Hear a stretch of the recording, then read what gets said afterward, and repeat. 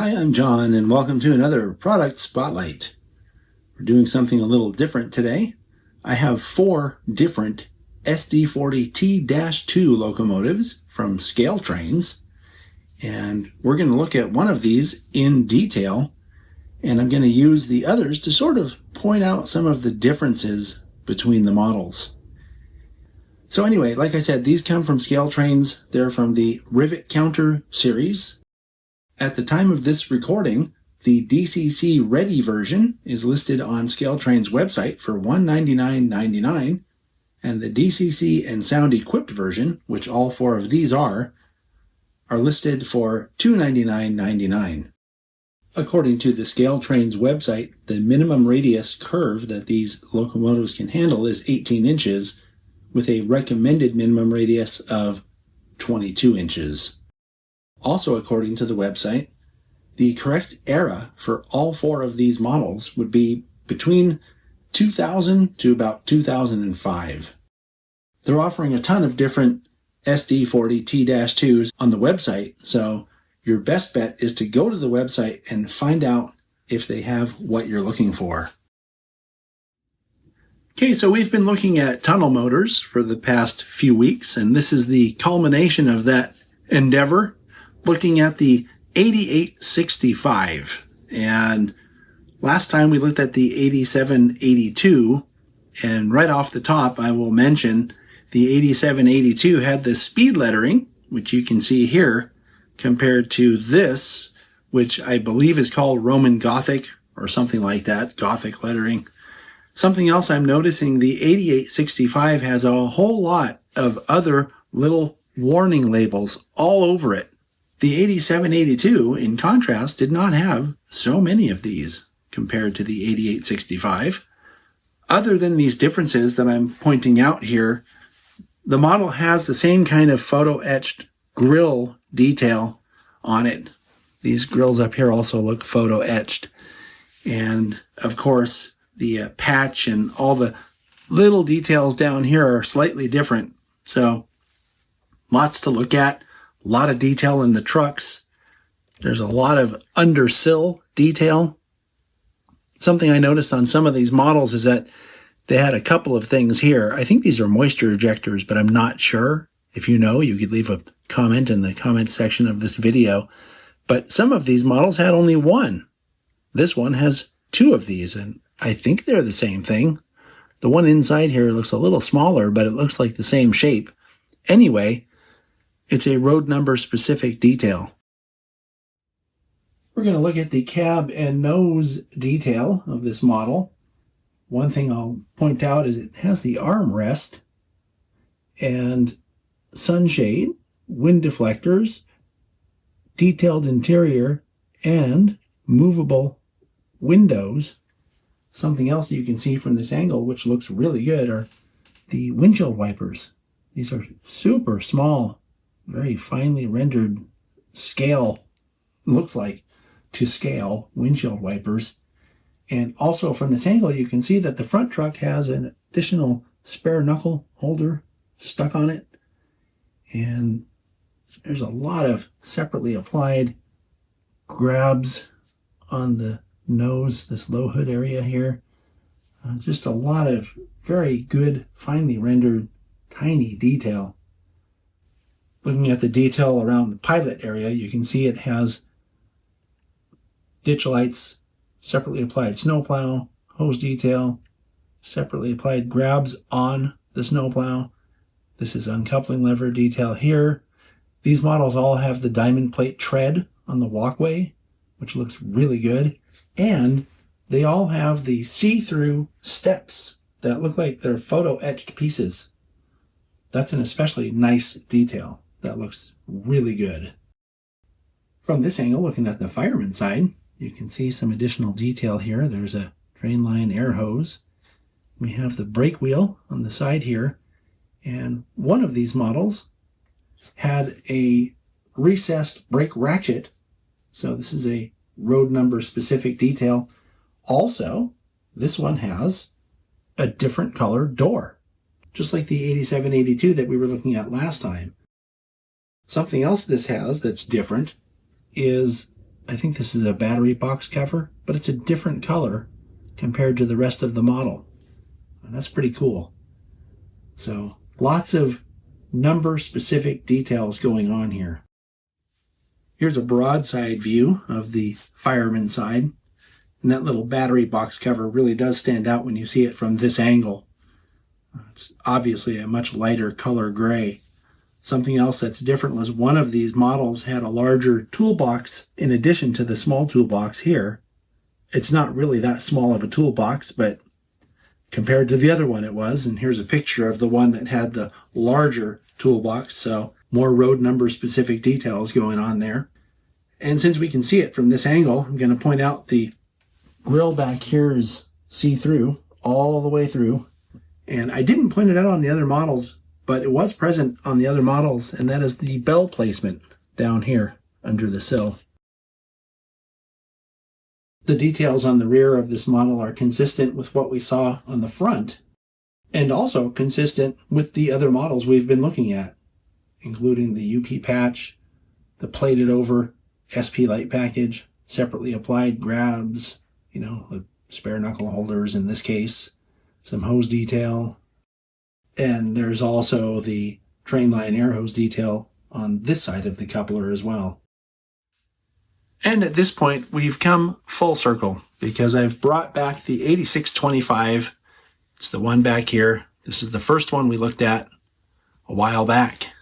And even though it's mostly the same, there's still some minor details between the one we're looking at, the 8865, and the one we started off with, the 8625.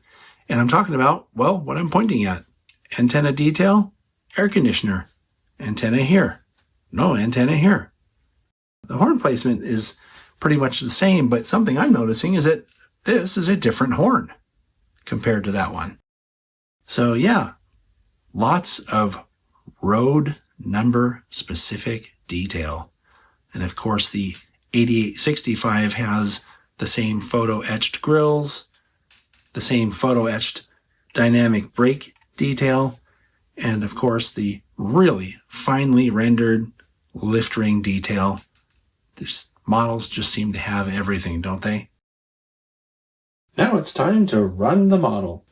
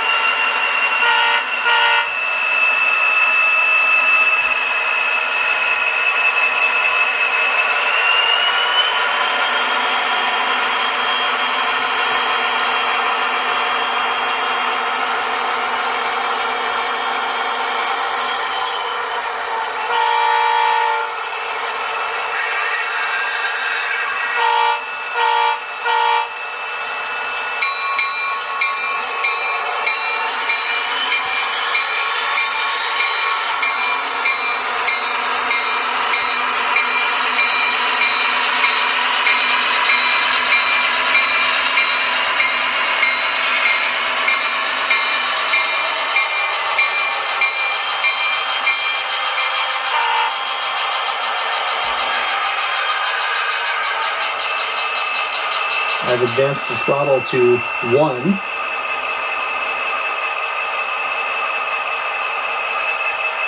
Doesn't seem to be moving at all. Let's go to 2. There we go. We got some movement now. Boy, you almost can't even tell it's moving. That's how slow this thing's going. That's pretty amazing.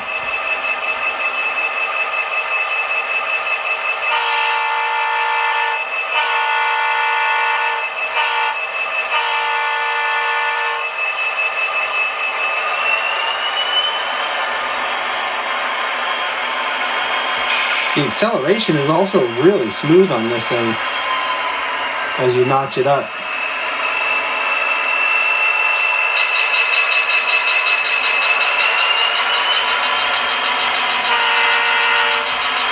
Okay. Let's make all that noise stop and listen to the mechanism now.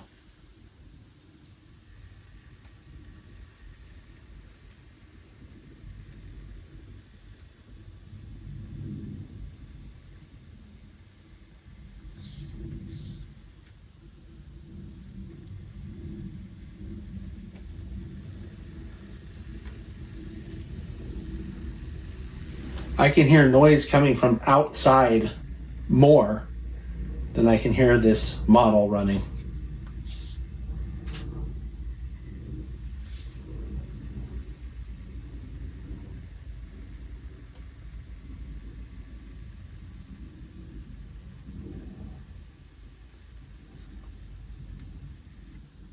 So we're going to take a look at the lights here.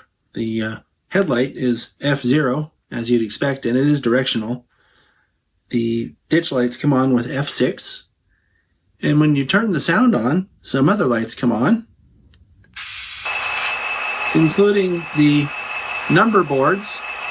And there's a little service light down in the nose, down here.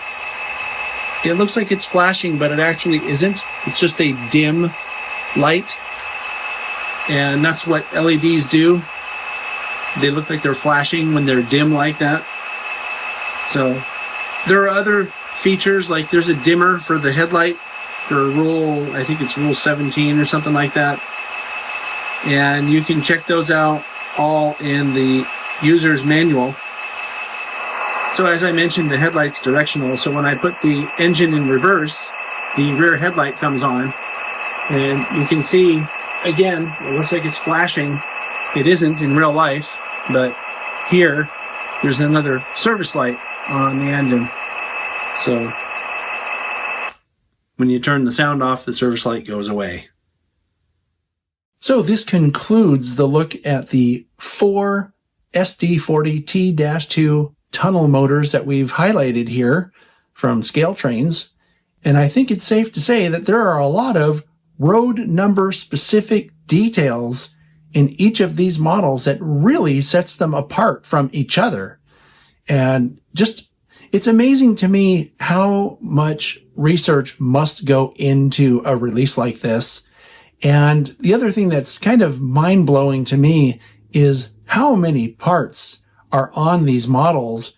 And it's like 4 different prototypes because that's how different the parts are. So the next time you hear someone complaining about the price of models or something like that, remember there are hundreds of detail parts on these models. And from each one to each one, they're different.